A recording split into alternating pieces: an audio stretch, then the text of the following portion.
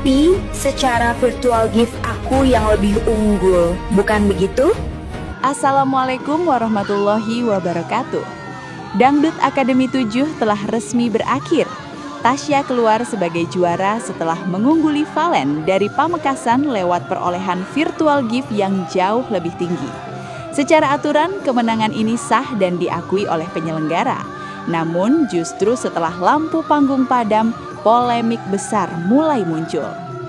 Bukan soal suara, bukan soal penampilan, melainkan soal nama-nama pengirim virtual gift The Sultan. Netizen mulai menyoroti satu hal yang dianggap janggal. Banyak nama pengirim gift bernilai fantastis yang terdengar sangat random, asing, bahkan tidak dikenal sebagai fans atau komunitas pendukung yang selama ini aktif di media sosial. Dari sinilah muncul spekulasi liar. Ada yang bertanya, siapa sebenarnya para The Sultan ini?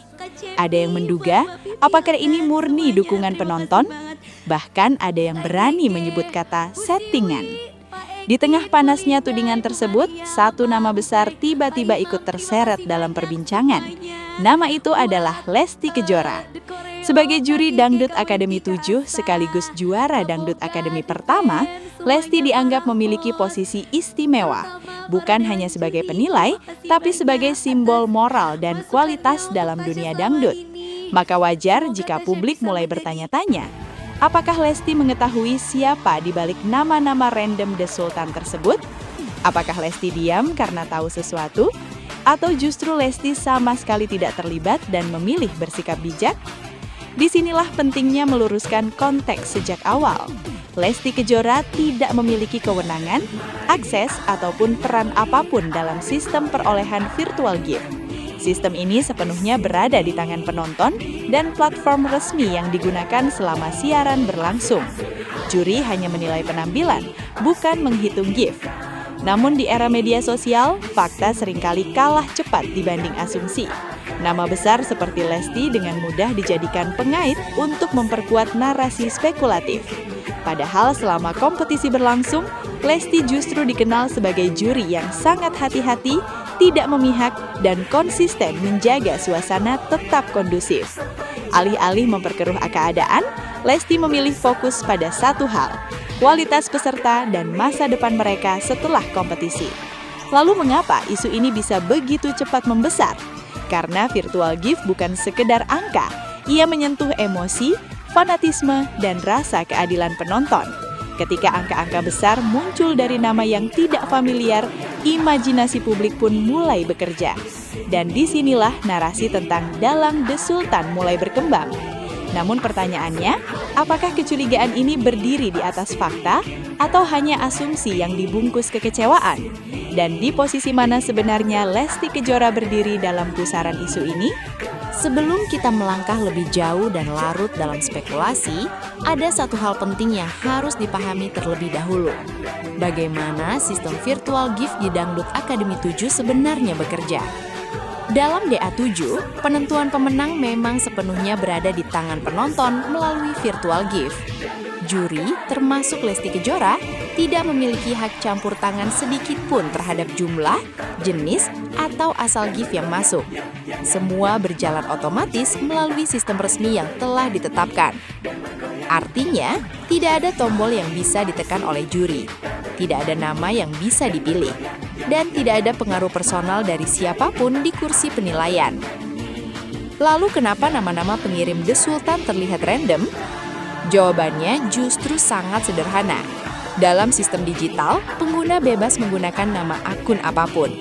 Banyak pengirim gift memilih nama unik, singkatan, bahkan nama yang tidak mencerminkan identitas pribadi. Ada yang hanya ingin anonim, ada pula yang memang tidak ingin dikenal publik. Fenomena ini bukan hal baru. Dalam berbagai kompetisi live streaming, nama pengirim gift seringkali tidak familiar, bahkan terlihat seperti akun sekali pakai. Ini bukan bukti kecurangan, melainkan bagian dari budaya digital. Namun, ketika nilai gift yang dikirim sangat besar, reaksi publik pun berubah. Nama biasa tidak jadi soal. Nama random dengan angka fantastis barulah memancing kecurigaan. Di titik inilah istilah The Sultan menjadi perbincangan.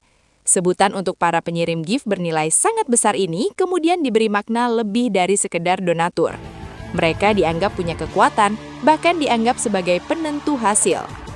Padahal, jika kita kembali ke aturan, siapapun boleh menjadi The Sultan. Tidak perlu dikenal, tidak perlu berasal dari komunitas tertentu. Yang dibutuhkan hanyalah akun dan kemampuan mengirim gift. Lalu di mana posisi Lesti Kejora? Sebagai juri, Lesti sepenuhnya berada di luar lingkaran ini. Selama DA7 berlangsung, komentar-komentar Lesti selalu berfokus pada teknik vokal, penghayatan lagu, dan pembawaan panggung. Tidak pernah sekalipun ia menyinggung soal gift, angka, atau strategi dukungan. Ini menunjukkan satu hal penting. Lesti konsisten menjaga marwah juri.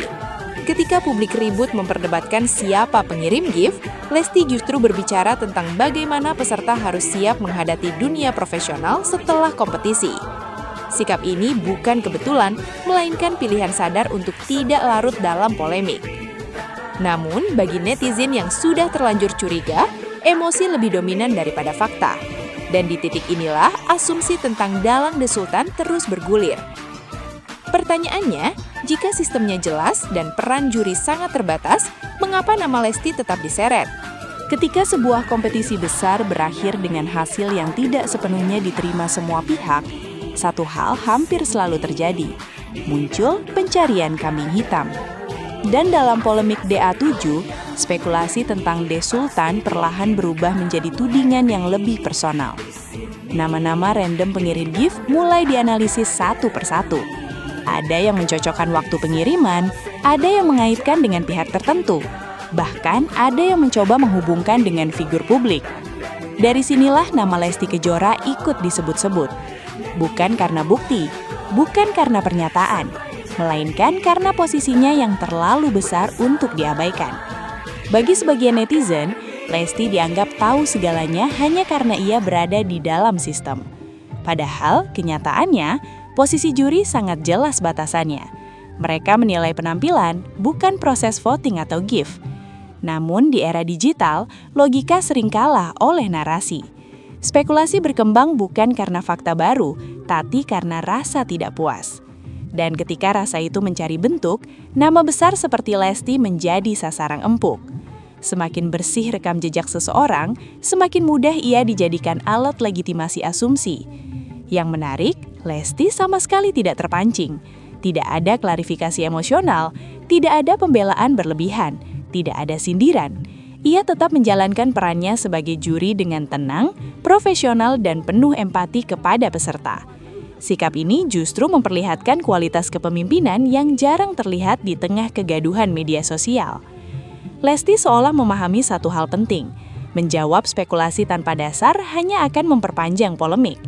Sementara publik sibuk menebak-nebak siapa dalang The Sultan, Lesti fokus memastikan bahwa para peserta tetap merasa dihargai. Ia tahu yang paling rentan dalam situasi ini bukanlah juri, melainkan para finalis yang namanya terus dikaitkan dengan isu di luar kemampuan mereka. Dan disinilah letak kebijaksanaan Lesti. Ia tidak mengambil panggung untuk membersihkan namanya, karena namanya sudah bersih. Ia tidak ikut mengomentari isu The Sultan karena itu bukan wilayahnya. Ia memilih diam bukan karena takut, tapi karena paham batas. Namun diam Lesti kembali disalahartikan. Sebagian menilai diamnya sebagai tanda tahu sesuatu. Sebagian lagi menganggap diamnya sebagai strategi. Padahal bagi mereka yang mengikuti perjalanan Lesti sejak awal, sikap ini justru sangat konsisten. Sejak menjadi juara DA pertama, Lesti dikenal tidak pernah mencari panggung dari kontroversi. Lalu, apa makna sebenarnya dari sikap Lesti ini? Setelah semua spekulasi, asumsi, dan tudingan beredar, satu kesimpulan besar mulai terlihat jelas. Isu tentang dalang di Sultan bukanlah soal siapa yang tahu atau siapa yang mengatur, melainkan soal bagaimana publik merespons perubahan sistem kompetisi. Virtual gift adalah mekanisme baru, transparan secara sistem, tapi asing secara emosional bagi sebagian penonton. Ketika hasil tidak sesuai harapan, kecurigaan pun muncul. Dan dalam situasi seperti ini, figur besar seperti Lesti Kejora hampir selalu ikut diseret, meski tidak terlibat apapun. Namun jika kita melihat fakta secara utuh, posisi Lesti sangat jelas. Lesti adalah juri yang menilai kualitas, bukan angka. Lesti adalah panutan yang menjaga etika, bukan pengatur hasil. Lesti adalah simbol kedewasaan dalam dunia hiburan yang sedang berubah. Tidak ada bukti, tidak ada pernyataan, dan tidak ada fakta yang menunjukkan Lesti mengetahui, apalagi terlibat dalam urusan pengirim virtual gift. Dan justru karena itulah, sikap diamnya menjadi jawaban paling jujur. Diam bukan berarti tahu rahasia. Diam bukan berarti membenarkan. Diam adalah bentuk penghormatan terhadap proses dan semua pihak yang terlibat. Lesti memahami, jika seorang juri ikut menanggapi spekulasi tanpa dasar, maka yang rusak bukan hanya reputasinya, tetapi juga kredibilitas kompetisi itu sendiri. Maka ia memilih untuk berdiri di tempat yang paling sulit, tapi paling terhormat. Ia membiarkan sistem berjalan sebagaimana mestinya, ia membiarkan publik berdiskusi, dan ia tetap hadir untuk peserta, bukan untuk polemik. Pada akhirnya, Tasya adalah juara DA7 secara sah. Valen adalah finalis yang membanggakan, dan di Sultan, siapapun mereka hanyalah bagian dari mekanisme dukungan penonton yang sah dalam aturan kompetisi. Yang paling penting, Lesti Kejora tetap menjadi figur yang sama, rendah hati, profesional, dan tidak pernah menggunakan posisinya untuk kepentingan apapun selain kemajuan dangdut itu sendiri. Mungkin inilah pelajaran terbesar dari polemik ini, bahwa di tengah hiruk-pikuk opini dan asumsi, sikap paling bijak bukanlah ikut bersuara, melainkan menjaga nilai. Dan Lesti Kejora telah menunjukkan itu dengan caranya sendiri. Jika kamu setuju bahwa seorang juri seharusnya bersikap netral dan bijaksana seperti Lesti, tuliskan pendapatmu di kolom komentar.